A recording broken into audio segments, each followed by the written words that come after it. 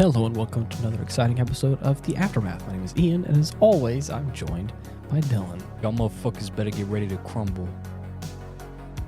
We got another... Because he's back. We got ourselves another Godzilla episode.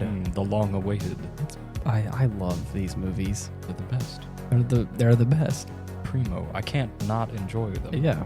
And I believe it was during the last episode I think we were recording, or it was sometime during when we were watching, that I was like, well, it's been a while since we've watched a Godzilla movie. Yeah, that was last episode. It was last episode, or I forgot what it was. Either we made a reference or we saw something. I forgot what sparked it. Right. But I was like, it's been a minute since we've watched a Godzilla movie. And you're like, I think that may be the next one. Yeah, you're in luck. And there you are. We just so happen to have at least like 12 there you go. left to get through. Yeah, there's a lot. Mm-hmm. And this one has a bit of a run-on sentence.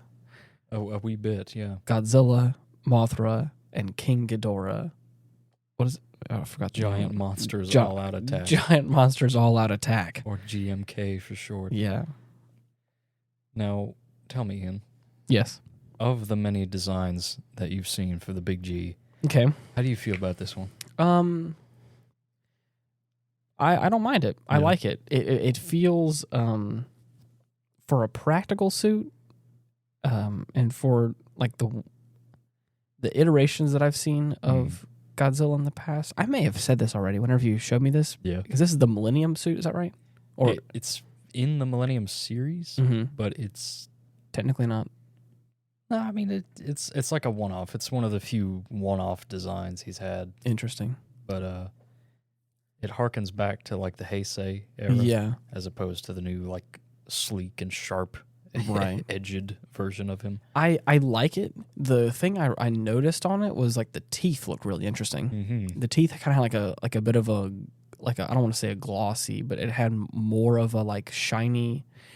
It's one of those things I never noticed on the other suits until I saw it on this suit. I was like, those teeth look awfully real. Yeah, very prominent. Very like, but it had a shinier coat than like the more matte scales did.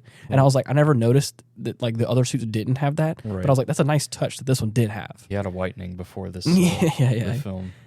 He did a good before he started shooting. Brushed his teeth with a submarine. Yeah. That, and then like I like that. I like, and then I also don't like his eyes. Yeah.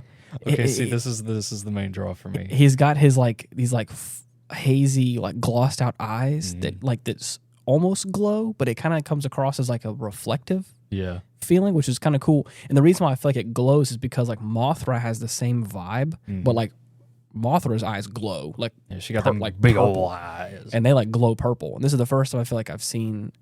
Again, there may have been like a special effect that made them glow, but like this is the first time where I was like, I think there was like a practical light behind the eyes that like made them glow, Probably. and it felt real, which was really cool. I out of the Mothra designs, I was like, this is a really cool looking Mothra. Yeah, I liked it a lot.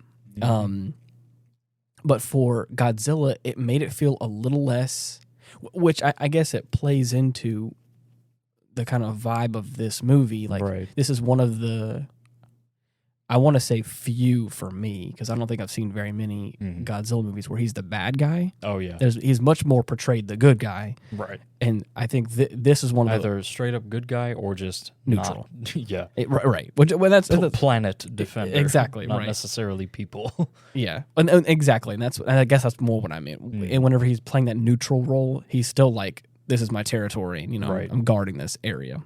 Fuck off. But so I think he's kind of painted as the bad guy in this perspective.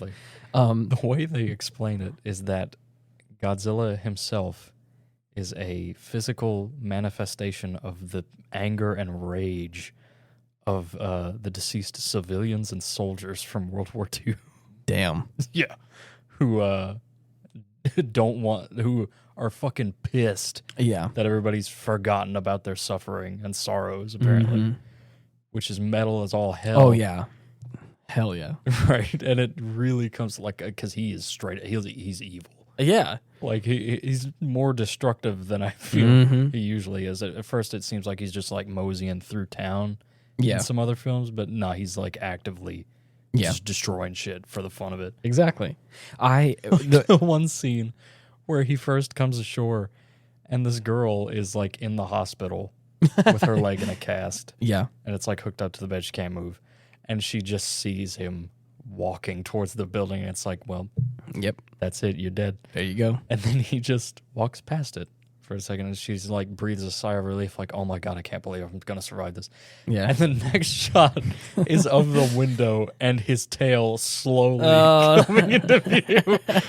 And he just fucking destroys that specific floor where she was bedridden. Wow. What a jerk. Mm-hmm. Insult to injury. But I bring that up, the fact that I bring the whole conversation, the fact that he's evil in this film up because of the fact that like his eyes not being present and them being like has no pupils, like a white haze over them gives it this kind of like I almost want to say zombie feel, right? Where there's no he is the DBZ Broly, right. Is it there's no pupils, there's no like so it feels like it feels like Godzilla, but it feels like this like haunted incarnation of Godzilla. So it's really interesting for me. It was a cool delineation where I was like, I can see Godzilla, but it doesn't feel like the Godzilla I know. It feels like this kind of it feels like this like off version of him where it's like this kind of twisted, evil, sinister kind of one, which I think is interesting. It's a neat concept, right? That's what came across when you see his face and like he turns and he just has like these stark white eyes. He's like oh God! And again, it's one of those things I never thought about the other suits until I'm looking at this one. I'm like, why is he so terrifying looking? Yeah. And I was like, oh, because he doesn't have any eyes. Like it's a horror movie. Like every time he's on screen, the Godzilla's Rage track plays, at least the specific version of it. And it is the most like just about as imposing as you'd like it to be. Yeah. At one point, they add like these high-strung like violins. Yeah. Just to add to the effect, and it's terrifying. Yeah. But yeah.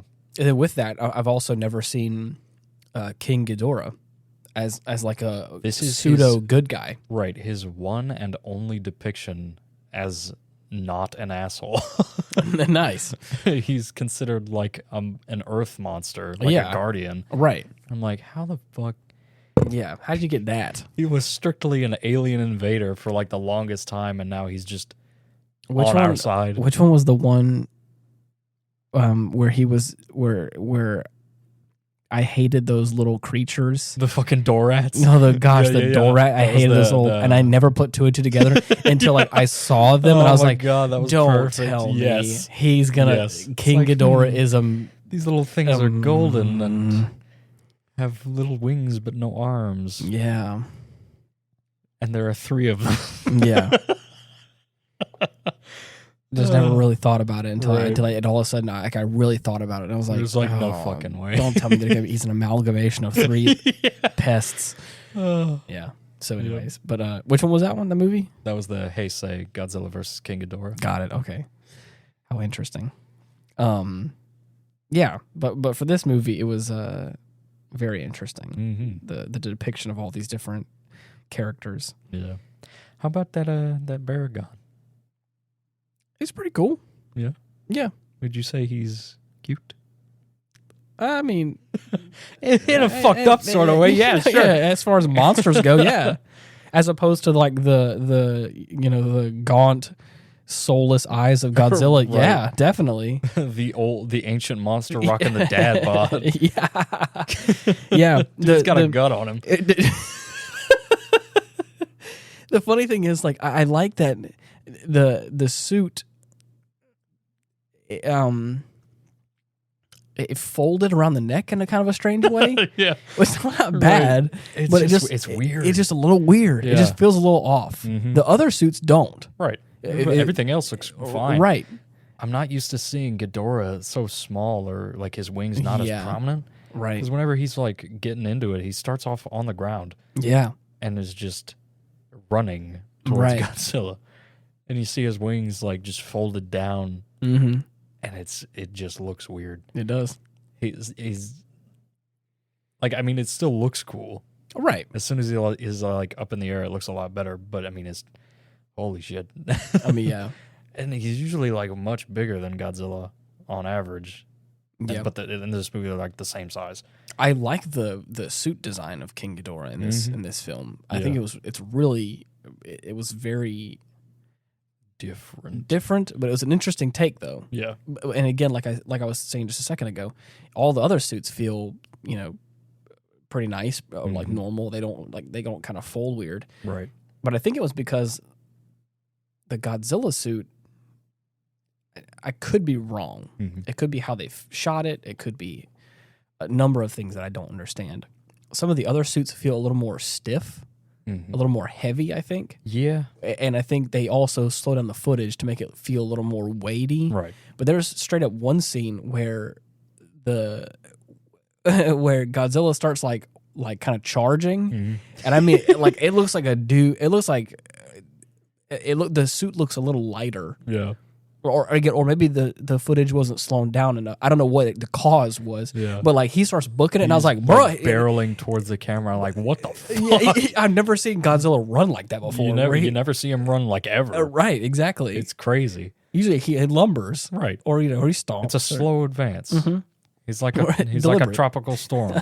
Yeah, but, right. This dude was booking it. Hey, I was going to say, he starts running. I'm like, terrifying. It's like, holy shit. Because he also, I forgot what you said. You said something about like, he's built like, I forgot. Oh, fuck. What did I say? He got thighs on him and he's like running and you're like. Right, he put on a few pounds. I just thought it was so funny. Yeah. Because it was just, like I said, it just like felt. a waddle. Right.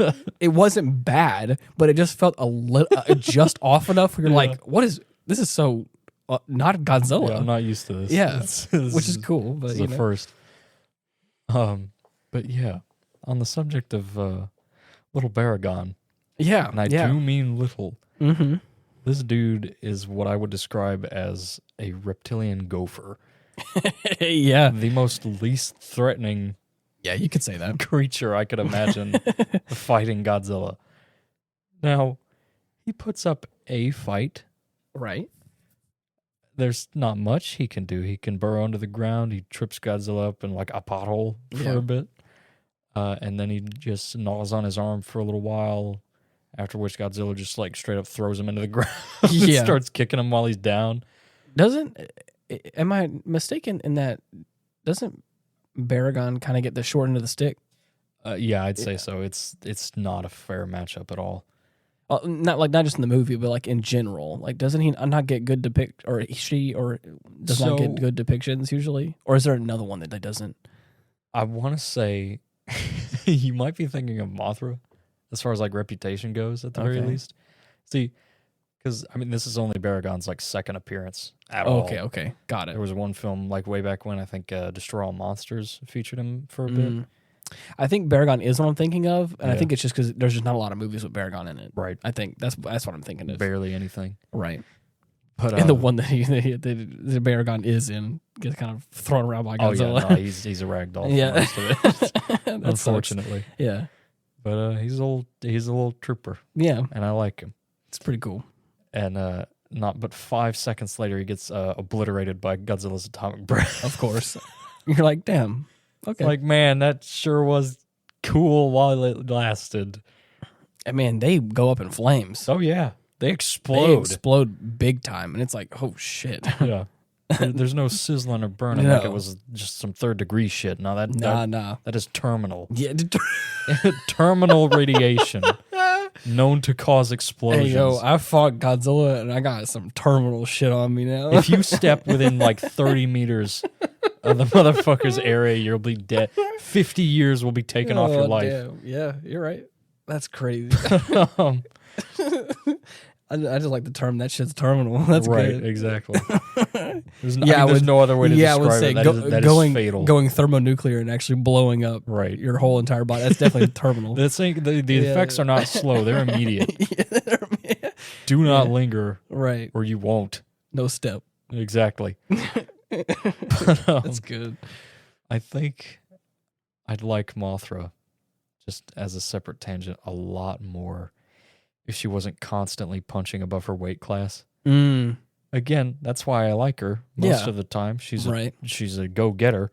Yeah, right. Gonna do her job no matter what, you know or whoever she's fighting. Right. Just, I mean, imagine, like, you're this all-powerful invader from space, ready to conquer a planet, and this fucking moth, maybe even a worm, shows up to fight you, and you're like, what is this? This is it? This is it? I mean, shit. It's gonna fight me regardless, but damn. I'm gonna feel real bad the next, 2 seconds it takes. Right. Ugh. But yeah. I like Mothra and some of the depictions. Mm-hmm. Dude, you ought to... Thankfully, I've got the Rebirth of Mothra movies. Oh? Which are a lot better. Okay. She actually does shit. Nice. And it works. I definitely feel bad for Mothra. A lot of times of course. Each depiction that she's in, it's always kind of the diversion. She always dies. The scapegoat. Exactly. To get to the other... If she makes an appearance, it may just be an appearance. But if she sticks around, it's curtains. Yeah. That's it. You're right. Every time. It's the same deal in Final Wars. Whenever Gigan shows up to tag team Godzilla with Monster X, she just flies out of her island like, all right, here I go. Yep. That's it. And she dukes it out with Gigan for a bit, and of course is exploded. Yeah. But not before he kills himself with his own buzzsaw blades. Oh, I forgot about that. Yeah. And he just turns around, his head falls off, and then she just rams into him and explodes. There you go.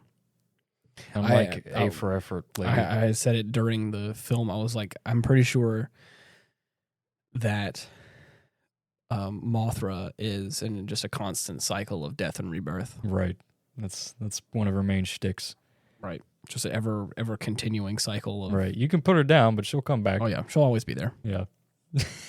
The one constant alongside Godzilla. Right. Evidently. Yeah, but in this one, again, bit of a tiff between her and Godzilla. Yeah, they're back to fighting. Right. And then he uses that atomic breath this go round and just explodes. Amazingly, she gets hit with it once and doesn't die. She's hurt for sure, on fire, actively. Right. But as she tries to make a last-ditch effort to fight Godzilla, he's about to destroy a battleship that was firing at him earlier. But before he can, he just whips right around and is like, gotcha! Yeah. It just vaporizes her on the spot. Damn. But yeah. Never thought I'd see her take a hit for King Ghidorah. That's what I'm saying. What a weird turn of events. It's so weird. I think that I'm trying to think. Mothra, I can't remember. Yes, big. Yeah, you're right. Yeah, definitely. Mothra's handlers. Right, the twin fairies. The twin fairies. They that was the most obscure reference. Right, I they think. don't make an appearance, but they're hinted at. There are these two random girls dressed the same. Right, in the city. Yeah. As soon as Mothra shows up on the scene. Look vaguely similar. Right, it lingers on them for a few shots, plays their theme. It's okay, yeah, we can. Yeah, we could probably guess who they're supposed to be, or who they're related to, possibly. Who knows? But yeah, that's about the only hint we get as far as anything Mothra adjacent. What is the story with them? I say handlers because I remember them being kind of like the pseudo messengers for Mothra in some way. They work as... Or the harbingers of Mothra. Pretty much, yeah. It's put those bones back where they came from, or so help her. We'll sick this big-ass bug on you. Yeah. You've angered the larva. Mothra does not tolerate grave robbers. Mother Moth does not condone grave robbers. Oh, that's good. Damn. Right. Don't fuck with them bones. Yeah. You don't know where they've been. Don't touch those. You don't know they've been. I do. Mother Mothra doesn't like necromancy. Oh, that's good. Shit, yeah, that was basically what we did. Yeah, you're right. It's like, hey, let's just build a mechanical frame around these bones. Yeah, it'll be fine. Why? Why would you do that? You couldn't just make a regular mechanical frame? What's the reasoning here? It's more accurate. It gives it more of a flexible frame. It's like It's like you're asking for it to be haunted. That's dangerous. You may as well have also built it on a sacred burial ground. You know how many years it's going to take to scrub that thing of radiation? The pilots, if there are any, are going to be irradiated and die within like 5 minutes. It's all for the greater good. For the glory of mankind. For the glory of mankind. Clearly. Oh, that's good. Right. Yeah. Personal safety be damned. Yeah. We're fighting giant monsters. There's no time. Right. It's literally it's results first, consequences later. Right. As long as that big lizard's fucking dead by the time the day's over, you will have served your purpose and you can die with a clear conscience. There you go. Dude, I forgot Can you imagine Oh, piloting that thing, Oh. knowing you're going to die from radiation? That's not even what happens. They don't even touch on that in the actual movie. That's just an idea. If you die in that thing without killing Godzilla, it would be such a fucking waste. I'd be so pissed. Yeah. Not only is it Wasted my life for nothing. not only is it haunted by the ghost of Godzilla past, but also you're just like you succeed your mission. That's another thing. and It you're could also just go berserk at any moment that's if what it I'm hears saying. the wrong tone in Godzilla's roar. There you go. It'll get pissed and be like, no, oh. And just imagine like you also die in there and just forever perpetually haunting this suit with former Godzilla. You become compounded into the machine spirit. I'm just The here Godzilla now. Omnissiah. Yes.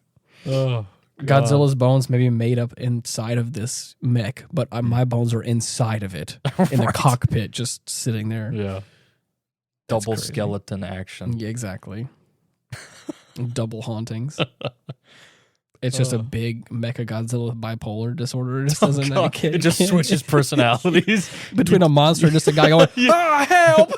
Get me out of this fucking thing and bury me! please. It goes from roaring and just fighting to just like stopping and just staring. I'm sick of this shit! It's just staring into space going, I wish I could leave. Somebody shut me down right now, please. It goes from roaring and slashing to just crying. It's like, what's happening? Crying while slashing.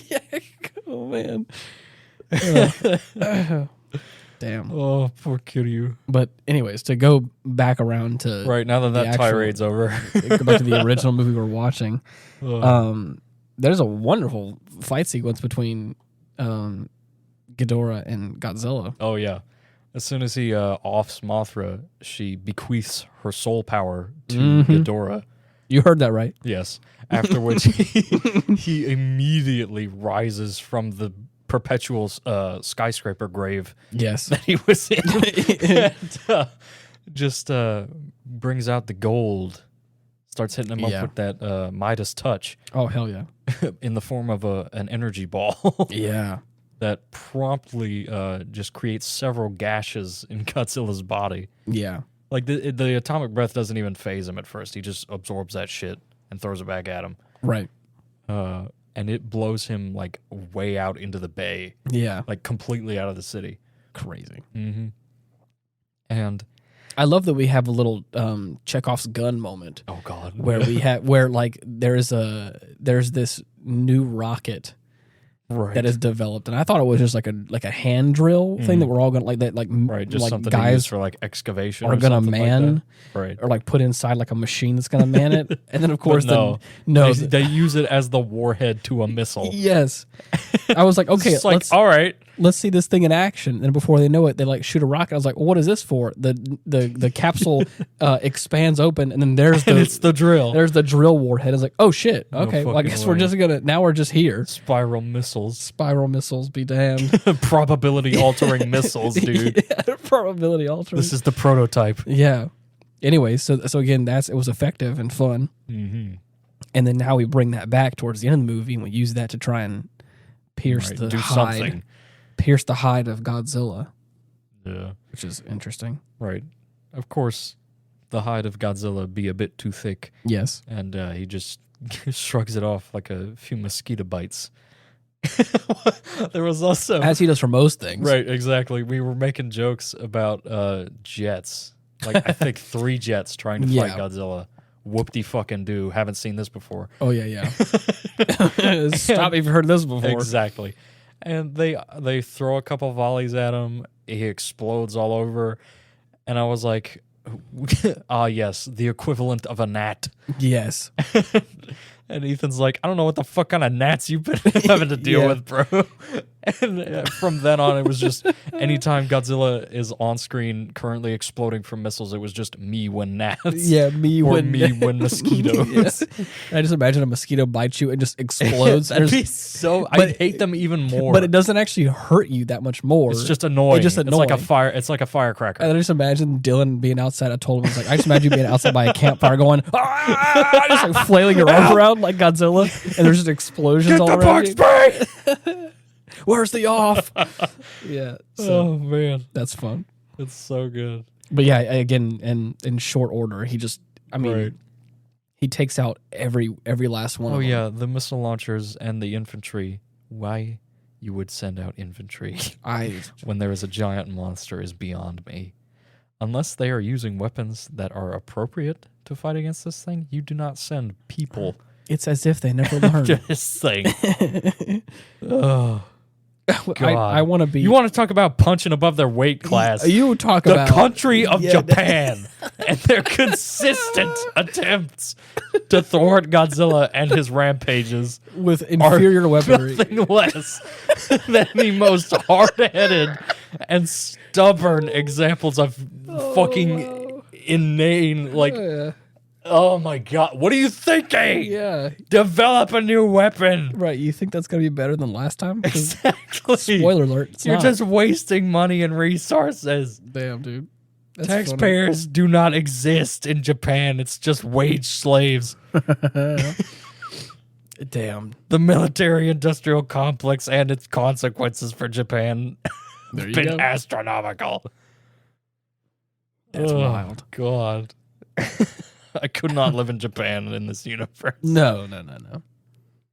I couldn't be part of the military in Japan the universe. Because the second I'm like... You better have some boss-ass fucking incentive, like, I don't know, free food and money for life. The second I get for the told, duration of your term. The second I get my orders as an infantryman to go out there and fight with my little pea shooter gun, I would say, respectfully, I'm declining. Sir. If that's a dishonorable I'm going discharge, home. I'm not. If it's still there. Yeah. If I can. Yeah. See, but that's the real kicker. If Godzilla's already destroyed your house or killed your family and you're in the military, you know what? You got nothing. All right. You might as well. I mean, but even then, I'd be like, but it ain't worth it. Nah, I'm just gonna everything. I'm gonna evacuate, dude. I'm gonna give this lizard such a pinch on the ankle. Okay. I'm glad as long as he feels that I can die happy. I'm glad that you have that gusto. But I feel like if I lost everything, I'm like, I'm not gonna throw my life away now. I still have a chance to evacuate and start a new life somewhere. I mean, yeah, sure. You're right. I get it. But if you could have fought Godzilla, wouldn't you? You're right. I would have thrown a couple shots and gone, cool, I've had my fun. No. Right. I put a few rounds in him. I'm good to go. Yeah. Job finished. The second he heads in my direction, though, I'm out. Yeah, no, it's... sorry, sir. I can't fight an earthquake that walks. Yeah. That ain't going to work for me. What did you say a second ago? He's a tropical storm? Right, he's like a fucking natural disaster. Exactly, right, yeah. It's like asking someone to dry up a flood. Right, quick, there's a hurricane coming. Just stop it. Here you go, son. I got you a bucket. I got you a bucket. I would have given you 2, but I had to give the other one to your co-part. There you go. Just make sure it doesn't flood. Right. All right. If the water gets too close, just start throwing it somewhere else, over your shoulder. You know how it goes. That's great. What a fun time. Mm-hmm. But then, of course, at the end of this fight sequence, the same sort of thing happens where Godzilla charges up and just obliterates Ghidorah. Oh, like right there in front of him. And even after the power-up, he doesn't stand a chance. And I mean, it's like, I wouldn't be surprised if they use like some really big, like either fireworks. A lot of times they use practical explosions, fireworks, and all that kind of stuff. Yeah. for like the building destructions and other like previous Godzilla films have done that, where it's like they're like the practical explosions or actual pyrotechnics and stuff. But this one felt like they had like a little extra. Like especially whenever the Ghidorah explosion happened. He kills Ghidorah, it felt like it felt like that whatever pyrotechnics they used for it had a little bit more how do you say this? Like the older explosions were like it's an explosion, and you could see it, and there's smoke, and it's like a bow, like a firecracker, where it's just like a flash and smoke. This was like there's some high yield shit. There's like dynamite. There's some flash, there's smoke, but then there's like lingering fire in the air. The flames. But it doesn't feel like CGI fire. No, that like shit was real. Like the flame kind of like ripples out like fire does. Yeah, that was an actual explosion. Right, and I was like, damn, that looks legit. Right, but it's not. Where the hell like, did they get that from? It didn't just feel like an explosion. It felt like they they gassed it up a little bit. Which I mean, that's probably what they did. So, but anyways, yeah, it was. It's super cool. the technical work on this film, a lot of, like I said, like the suit, like little minor things about the suits were interesting. Oh yeah, the destruction of the buildings. I love the gravel pit set for his fight with Baragon. Yeah, that place looked so fucking cool. Very cool. But yeah, there's a lot of really cool locations, and that's another thing I've realized about these movies is because I've been doing more research and more work on like filmmaking stuff. A lot of times, the way teachers and other people, like classes and people you watch on like YouTube and stuff, they'll tell you about is when it comes to film stuff. Like the best thing you can do is watch other films and like pick out things that like stand out to you. Right. So like for instance, if you're trying to get into like Foley work, or you're trying to like understand better of how sound design works in a film, the best thing to do is to like watch a film and catalog every sound you hear. Yeah. And like every possible sound, footsteps, like anything that could be added or filmed in the moment, because a lot of times they add every sound afterwards. Yeah. They don't usually film all that stuff. Or they may film it on set, but they don't film it during the like actual like filming of that scene. Right.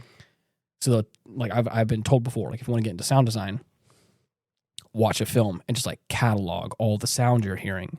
And of course, like look at that list of sounds. And of course, if you're going to make a scene, think of it from that mindset of like, okay, well, if we're going to be seeing this, I need to have this checklist of sounds. The same thing can be said. I'm going somewhere with this. Sorry for this tangent.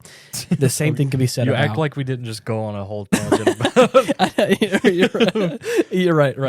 I had your tangent with the Mecha Godzilla and the radio. Yeah, right. But the other thing is doing that same sort of thing for locations or like scene locations, right, as well as like props or costumes. And like the more times I watch these Godzilla films, like the number of locations they have is kind of astronomical. Yeah, especially for a movie that I don't think has. I mean, I think it does have a big budget, but I think that budget goes towards other things. Right. But it shows in some of like the costume design, the props that they have, and like some of the sets that they've either built or like the locations they're on. I watched probably the better part of half this movie and was like, they have like each scene is like a unique location. Yeah. Or if not a unique location, some sort of pre-built set that they have like built for themselves from the ground up. Right. And it's like, oh man, this is crazy. Yeah. But because a lot of times that's one thing you'll notice with either lower budget films or like short films specifically is like the number of locations is very small on purpose. And that's actually kind of like, so I've watched some short films that was, one of the like selling factors is like it's a short film and it's all filmed in like 2 or 3 locations. Yeah. But they're like, the locations are utilized well to where you can't really tell, and that kind of stuff. But That's interesting to see from these films that very diverse. Oh yeah, it's always a highlight too. Mm-hmm. I love seeing like all the behind the scenes work that goes into these sets. Oh yeah, especially like all the cities, dude. Like I can not imagine how long it takes for them to build these things, only to have them blow it up and just destroy it completely.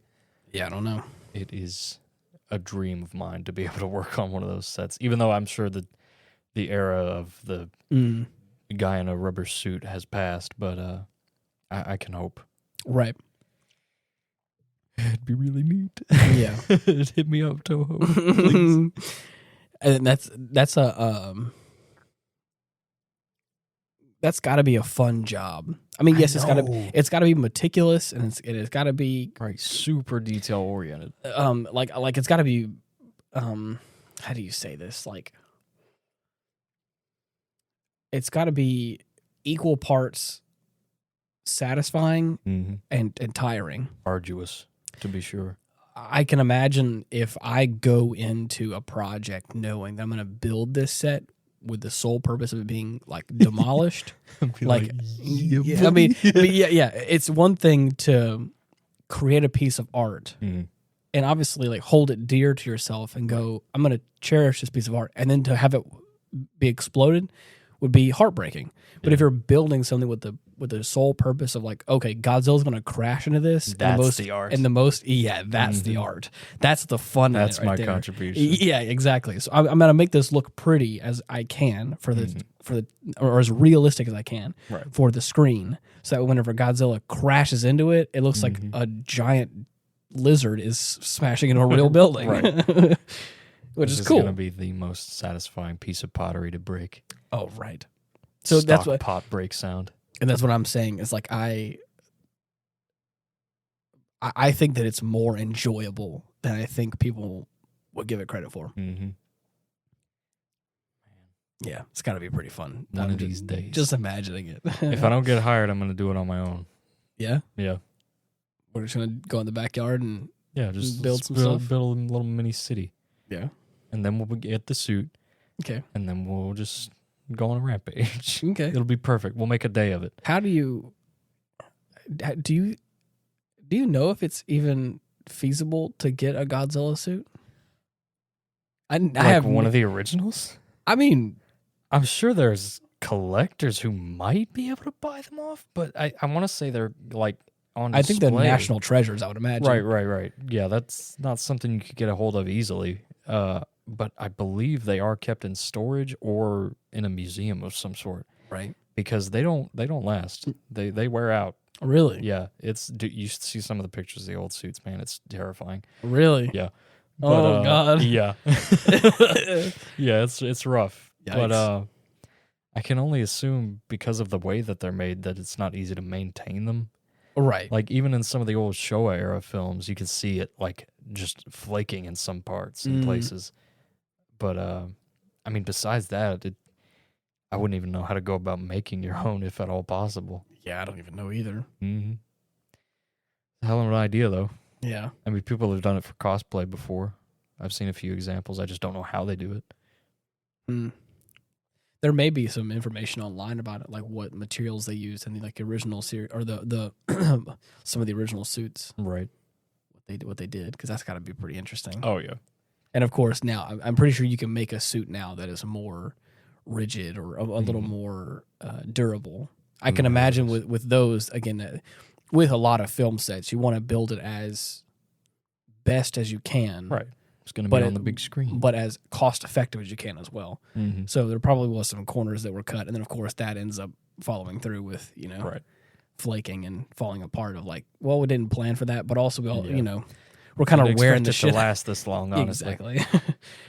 We're also putting it through its paces, because I can only imagine like how many explosions, quote unquote, are set off on this thing or next to it. Yeah. Well, now also like a lot of times like he hits things with the tail. He falls into buildings.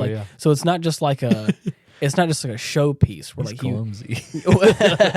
Well, I mean, in his defense, he gets pushed around by monster of the week. Right. But yeah, I can imagine like if it was just like a standalone monster that just kind of like, ah, and of course the special effects happen around him, those suits probably last a long time. Yeah. But the fact that it's like, okay, now go run head first into that building. It's like, okay, what you're going to do is get a running start, do a jump kick. Yeah. And Anguirus is going to go flying like a soccer ball. Yeah. And Godzilla's going to try to go for the defense, but he's going to miss. And he's going to fall flat on his face like a dumbass. Yeah. That's what I'm talking about. It will be the single greatest scene next to the tail drop kick in the entire franchise. Super great. Mm-hmm. Yeah. If you think that's good, I cannot wait until we watch Godzilla vs. Ghidorah. Oh? Because there's another one. Oh, no. On par with that, if not maybe better. Get out. Oh yeah. It's gonna be hard to top. Yeah. But trust me, you'll see. For any of our new listeners, because I know there may be a handful of you guys that have not listened to a lot of these episodes. There is a Godzilla movie. Mm-hmm. Is it Godzilla versus Anguirus? Is that the one with the flying kick? No, that's Godzilla versus Megalon. Okay, Godzilla versus Megalon. With Jaguar and Gigan and all that. Gosh. The greatest movie in the whole series. You want to talk about the hypest shit you will ever watch. The hypest Godzilla shit you ever seen, dude. Mm-hmm. And like you have to, and I've said this on this podcast before, but I'm going to say it again. Right. Every time I get the chance to, I'll sing its praises. Mm. Godzilla versus Megalon is just fun. It's peak. You have to go into it knowing that this is a bunch of like dudes in suits fighting. A bunch of dumb campy nonsense. But it's also like it's a perfect piece of history. A perfect storm. And there is a drop kick, and I'm not going to say anything else more. But it is some of the. It's the greatest drop kick ever. It's the greatest drop kick ever performed. Mm-hmm. And it's just, if you get the chance. Every day you don't know about it or haven't seen it is a disservice to yourself. And don't watch it with someone who's going to be a grumpy person about it. Negative Nancy. A negative Nancy about this. Go into it with someone who's going to be able to laugh with you. Somebody fun. Because the fact that you and me were able to like sit down there together and just like, man, what every time I've seen that, it always brightens my day of like, man, how hype is that, dude? That's the best. And Jaguar, he's just holding him steady. It's like, all right, buddy, go for it, come on. Hit him with the move. I've always known Godzilla, but I never thought he would ever have like a quippy sidekick companion. Right, fucking wrestling, a pro wrestling partner in the form of a man-made robot. Love it. I mean, it's perfect. I can't say anymore. Mm-mm. But anyways, it's fun. It's great. Some of the reason it's some of the many reasons why I love Godzilla. Oh yeah, that one is chief among them for me. And this franchise, I think we've done ourselves a little bit of a disservice though. Oh, we haven't seen Godzilla -1. Oh yeah, we haven't seen that, and also I don't know what the name of it is, but I know it's Godzilla versus Kong 2. Oh yeah, Godzilla X Kong. Godzilla X Kong. I think the New Empire. Yeah, something like that. Yeah. Excited about that. Yeah, that looks fucking crazy. Oh yeah. I mean, it's getting into like the Showa type stuff. I know, like. and I love it. It's perfect. I love it. It's coming full circle. And this is what I had. Whenever you first showed me the new films, and we started seeing some of the more campy old stuff and the really good classic stuff, and right, and this new MonsterVerse has expanded. It's so nice because I think they realize they just have a blank check to do whatever the fuck they want because of how crazy the originals are. But it's also they did a good job. Yeah, I think that's the thing is that they did a good job on the first few ones of getting it established. Got a serious tone. You got some really good cinematic stuff in there. You got some world building stuff. You got some amazing like human characters that were able to flush out this whole, this whole network of people and so there's a lot of things going for it that I think now they're able to afford that blank check where it's just like you can kind of just do whatever you want now. Go wild. Go buck wild, dude. And I think it's part of the appeal. It's part of the appeal, dude. It's the only series I know of that I can go to for shit like this. Right. I mean, it's the same sort of thing that made Pacific Rim like as fun as it was. It's like it's robots. It's massive robots. Pacific Rim is perfect. It's big aliens, but it's like it's also like serious, but then also it's funny and like it doesn't take itself too serious in some moments. And like, anyways, there's like a whole. It has that blend of things that I think that like it just is that it's it really appeases that inner 8-year-old. Yeah. Or that young boy spirit for me, where it's just like the young boy spirit. Yeah, you know how it is. I'm just that like sounds like an album name. yeah, it's my new album name. Oh my god! But that's what it is. It's like I want to see Godzilla and Kong beat the shit out of something. When I feel like it's we've definitely said whatever you're about to say before. You're right. If you haven't seen the original Godzilla X Kong, go ahead and do it. Do yourself a favor. It's wonderful. Right. It's a great film. But the fact that we were in the theaters and I started seeing some signs that maybe Mechagodzilla may show up. And Dylan was like, there's no way. There's no way. Not this early. There's no way that they wouldn't do that. And then lo and behold, there comes Mechagodzilla. He just shows up. And then it's Godzilla versus Kong, or Godzilla and Kong versus Mechagodzilla. I was like, bro, this is the greatest piece of film I have ever seen. I was like, I didn't know I wanted this. I didn't know I needed this, but I definitely did. And it felt good. It felt great. Right. I don't say it often because it seems cliched at this point, but that shit made me feel like a kid again. That's what I'm saying. That's what I'm talking about. It's like that. It subverted expectations because like none of the, and I love that. None of the promotional material loves it. Because again, none of the promotional material talked about Mechagodzilla. No one knew about it. Didn't know. No, there was no talk about it. There was no even mention of it in any of the stuff. It was Godzilla versus Kong. Right. The whole debate was heavyweight match. The whole debate was which team you want, who you repping. Yeah, exactly, because you're like, I don't know. This is a Godzilla neighborhood. Right. Me and my Godzilla boys out here are like, man, I don't want to see King Kong get, clobbered on, but like, I'm a fight for my guy. Yeah. I'm all for the lizard, man. You can't beat him. Especially for the MonsterVerse Godzilla, like I said. That that muscular boy. Right.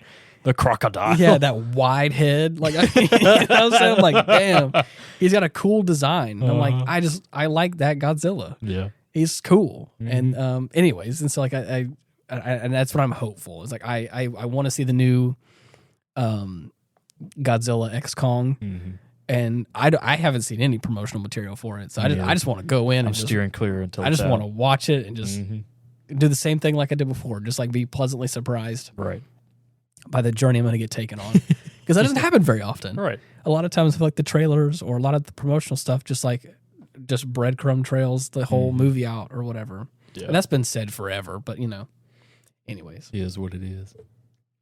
It's one thing to be excited about something, and then of course for the movie to deliver on it. A lot of times there have been movies, the sequel Star Wars, that I have been anticipating something, and then of course you get I get nothing. Piece of shit. And so it was like, or I get something that feels very offensive. It's like, oh, okay, like this is poopy, right? So it's a breath of fresh air. Yeah. To be excited about something, and then of course to be like, "Holy shit, it's just as good as I was hoping!" Right? Oh, and also, or better. Yeah, and I wasn't expecting there to be a giant mecha Godzilla there, right? Which is great. So yeah, but I also with the old surprise mecha Godzilla. Yeah, I haven't heard or seen. I haven't heard any spoilers or seen anything, but like I've heard nothing but people singing the praises of Godzilla -1.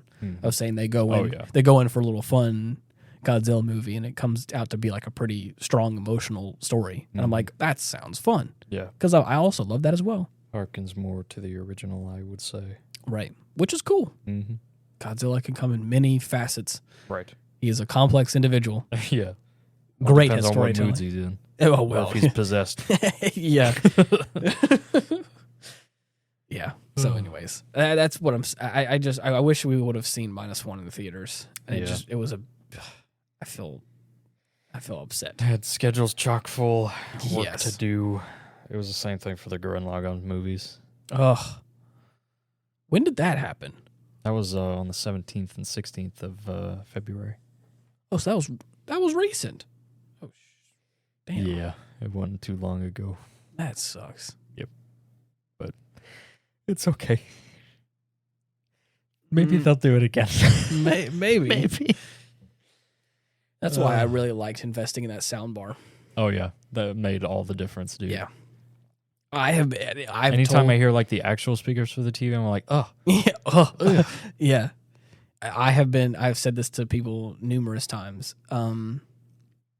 Especially when it comes to like filmmaking stuff, or if you're doing any kind of video making things, if the picture quality is not quite up to par, that is less of a burden than if the audio quality is even a little bit bad. I have noticed, and this is probably a big generalization, this is something that I can speak for personally that I believe in, but I've also noticed that people feel this way as well whenever I have questioned them about it, or at least done some A/B testing. Right. If the video quality is a little bit lower quality, but the sound is crisp and there's no skipping and everyone can hear what's being said, people 9 times out of 10 will just watch it all the way through. Right. No big deal. But the second, even if it's crystal clear video and there's a problem with the sound, it's either it pops or squeaks or the quality's low or whatever. Just cuts out. I've had sometimes I can't get people to pay attention for 2 minutes. They're just like, I can't. It's too obnoxious. It's too whatever. And so that was the whole reason why, one of the many reasons, our TV is like a big Vizio TV, I think, and it's seen better days. I'm pretty sure it got dropped at one point in time. Probably. So there's some like dead pixels. There's like a whole on the left side of the screen. It's got like it's a whole line of them at the very end. It's all like screwed up or whatever. I'm so glad it's on the end. I know, exactly. Not like smack dab in the middle. Right. So to be honest, like the picture quality, like besides, like I said, the 1 or 2 dead pixels, you can like kind of point out in some scenes or whatever, and all that. Like it's not a bad picture. You can see everything. It's clear enough, but it's not like, we're not talking 4K here. Right. I'm not setting records over here with the frame rate of this TV. But what I have done was I spent probably $2,300 on that sound system in there to get. So I got like a really good sound bar with a nice subwoofer that it has. The whole shebang. And buddy, ooh, it's perfect. I'll never forget the first time we watched the end of Evangelion in there. Oh man! And that scene where Asuka starts fighting the mass-produced demons. Yeah. Oh my god, dude, it was perfect. Oh, that scene is so emotional. And I'm telling you, sound carries an emotion. False Regeneration will forever be one of my favorite tracks from that entire series. Yeah. That's a hard scene to watch. Yeah. Even out of context. Right. Even if you don't even know the context of it, you'd be like, ooh. Damn. That's traumatizing. Wow. And it hurts even more whenever you watch the full series. Yeah. Oh, man. And the movie, and you're like, oh, okay. I didn't have to. Right. Could have done without that. I didn't have to deal with all that sound. Right. But yeah, this is a great Godzilla flick. I was gonna go ahead as usual. I was gonna wait for you to try and dig us out of that one because I was like, no duds whatsoever. Because I was like, I don't know how to segue out of that. It's okay. I started it. I'm traumatized. Anyway. The sadness came back. I really did start that, didn't I? I'm anyway, yeah, I'd be looking forward to more Godzilla in the future because.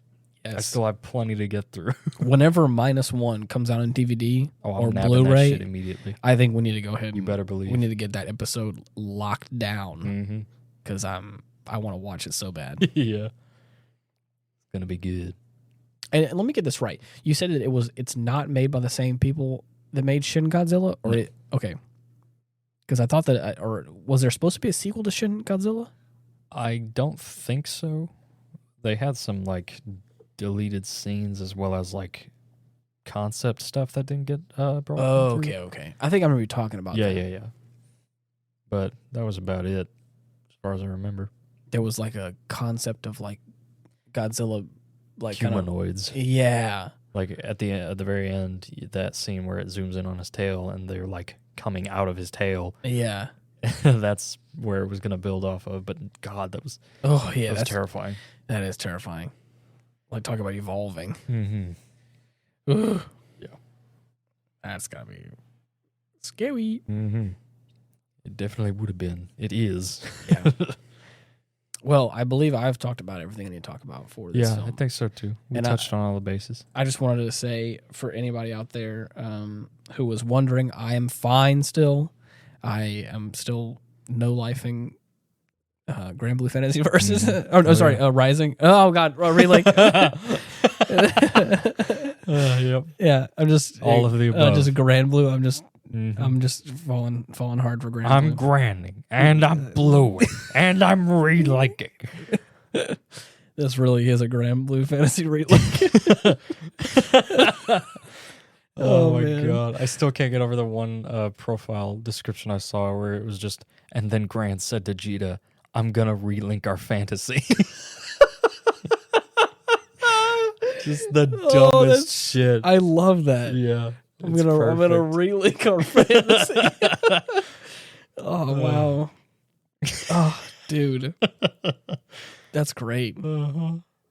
I still like whenever I got past chapter 8 and chapter 8's name was Relink, and I was like, damn. Oh, that's why it's called Relink, because they were gone and now they're back together again. Yeah. As if they're relinked or something. Never would have guessed. Yeah. I didn't put 2 and 2 together until that moment. I'm not even kidding you. I didn't even thought about why it was called Relink. I'm just playing this game. Right. Here we go. Vibing out. Been waiting for this for years. Yeah, here I am. Got over 80% of the way through the game. I'm like, that's why it's called. Wow. You know, that really makes me think. He really did relink our fantasy. Oh man, that's funny. Mm-hmm. All right. Yeah, but I no lie, I've been like with whatever spare chance I can get from work and from podcast stuff and try not to fall asleep. Yep. I've been playing a little bit of. It's a hard game to put down. Playing a bunch of Relink. Oh yeah. I'm nowhere near as far as Ethan and Dylan have come, but I'm getting there. All in good time. Got my guy up to 100. Very nice. Yeah. Oh, all right. I think that's gonna be our cue. You can tell. You can tell what time of day this is. I'm gonna throw a curveball. Can you? Can you? Remember, if you do, you may or may not receive a cake. Mm-hmm. That is again for all of our new members. Do we still have the cake? Are we keeping that motif? Yeah, we don't bring it up. We can say we are. Oh, okay. Then yeah. We definitely have a cake wedding for the person who is able to guess when we actually record this show. Okay. On a pretty consistent basis. All right, good. But I don't think you can actually. We got a nice supply. We can spare a couple at the very least. I have the timestamps. So if on any of the episodes, if you can give the exact second, mind you. I was going to say within at least 1 minute. Nah, that's too easy. Okay. Are you sure? I think so. Okay. They're entire cakes, and we can't just give those things away for free. Okay, fine. Okay, well, I think Dylan has more strict rules in this cake business than I do. I enjoy my cake. Okay. You got to earn it. He just can't eat it too. All right. I'll let you look at it. Yeah. Dude, we got cheesecake. Oh my God, I fucking love cheesecake. If there's one thing I don't think I'll ever get sick of, it's cheesecake. Dude, there's a buddy of mine, and I don't want to out him. Right. I don't want to out him, but we'll call him Cheesecake Man. Yeah, no, definitely mac and cheese man. Mac and cheese. Yeah. Oh shit, you're right. He had made a whole bunch of food for this like get together we were all. This whole get together we were having, and he brought up this like some of the finest cuisine you will ever see.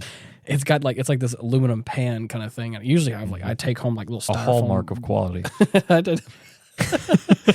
I usually take home like little styrofoam containers. Right. But it was he gave me a metal. He went all out. Aluminium pan. Aluminium. And I went and put it all in there. And then he sent me home with a cheesecake and was like, here you go. And I was like, damn, dude, I'm freaking... Here I go, man. Thank you. Thank you. You've saved my day. I could cry. I will cry. Dylan actually shed a tear as we were eating cheesecake and mac and cheese. It's so good. This must be what happiness tastes like. Oh, man. All right. Well, thank you so much for listening. Mm-hmm. If you are looking for ways to find us, you can just type in The Aftermath on all the major podcasting platforms and find us that way.